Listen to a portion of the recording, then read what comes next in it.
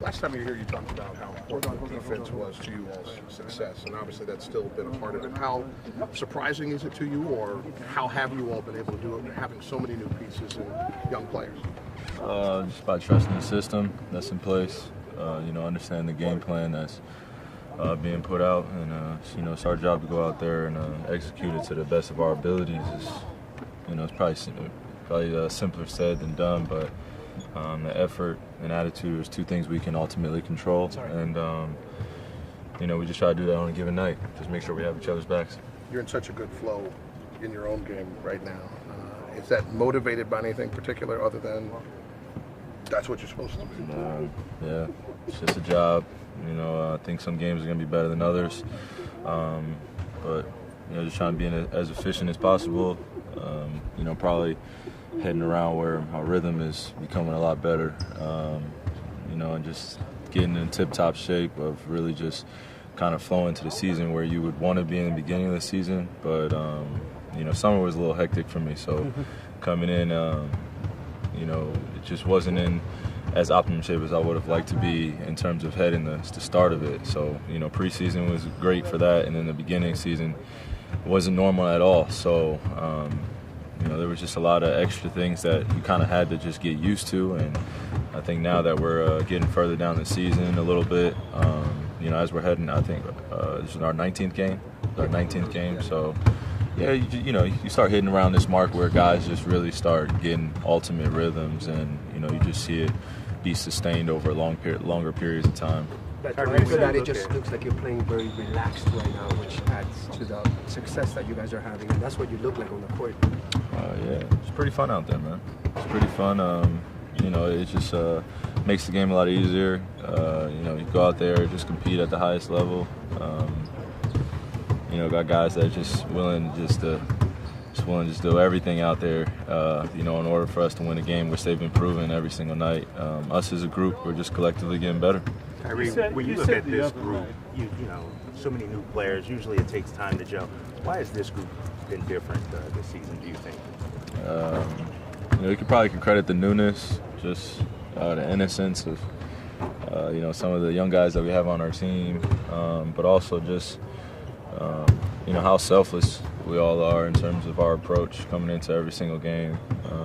I think that we all respect each other's talents. I've said it, for the last few weeks, but that's probably the biggest thing, is that just the respect for each other's talents that we have, just going out there and, kind of empowering each other just to be ourselves. And, when mistakes or things happen out there, we're just unwavering. So it's pretty awesome. You said the other night that a couple of years ago you might have been a little more focused on just going for the 40, and now it's more just a matter of getting things in the flow. Is that just a natural maturing process? What do you think that is? Yeah, I would definitely say that.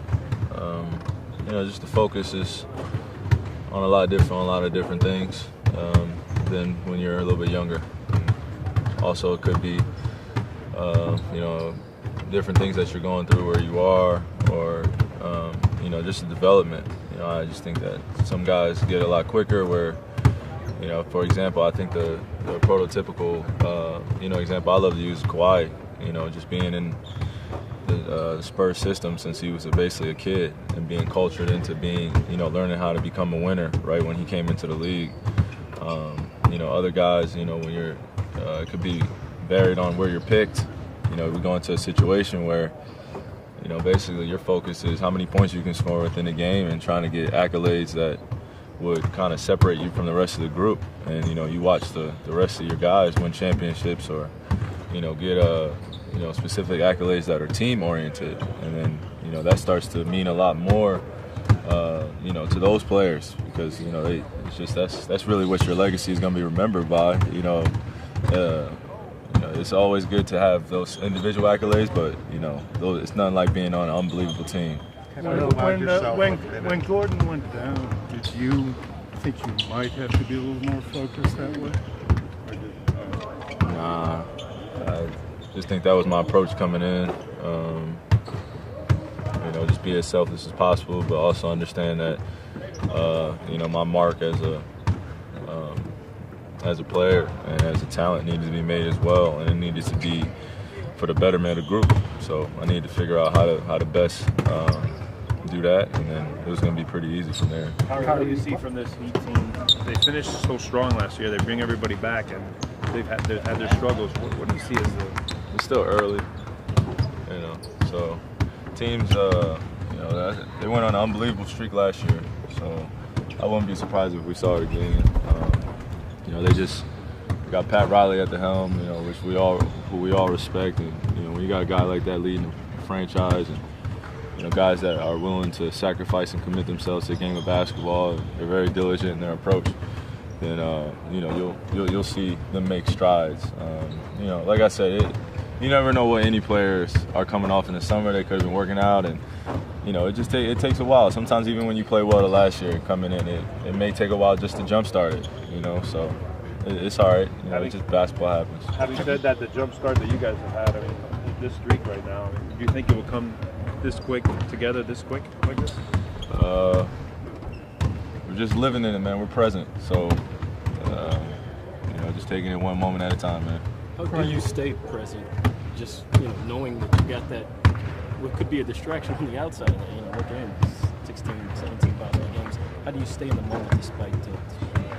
It's pretty easy. Yeah? Yeah. Easy, yeah. It's just basketball at the end of the day, man. It's just, you know, I think that a lot of the attention is, like I said, is from the outside, and I think it's that for a reason. Kyrie, kid Michael Porter Jr. from Missouri is going to have season-ending back surgery. He played like 2 minutes. You kind of went through a similar situation where you still entered the draft even though you were hurt. That your freshman year, you played 11 games, though, not 2 minutes. Yeah. What kind of advice would you give to a guy like that? Who would you just, in terms of the draft and after not playing most of your freshman year?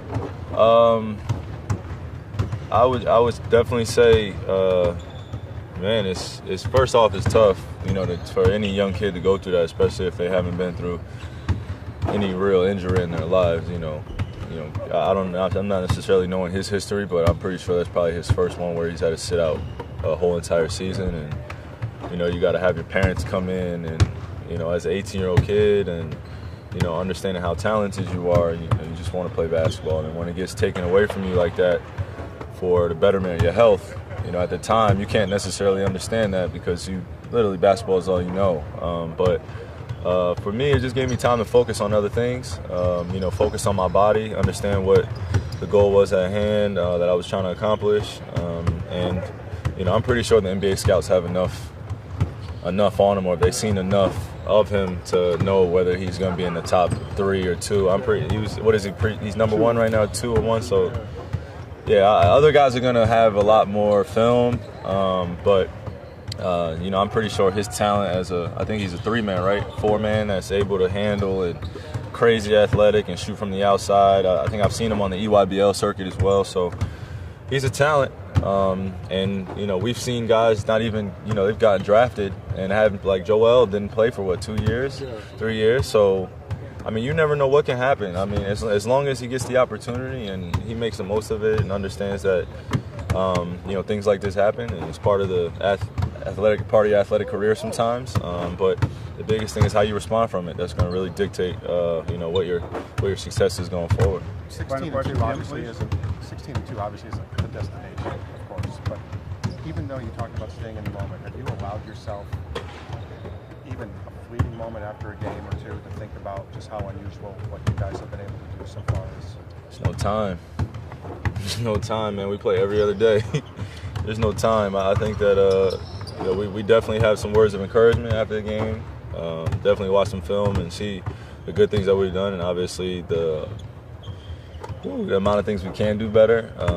So, you know, we're like I said, we're just unwavering, man, and I think that it just goes back to you know, the young guys that we have on this team and how dedicated they are to their craft, and as well as having myself and Al and having Gordon be a supporter from not just the background, but also now coming to the games and being able to text us. And, you know, we're all just staying the course. We understand that this is all new, but the fact that we can be present every single day in every game is a step in the right direction.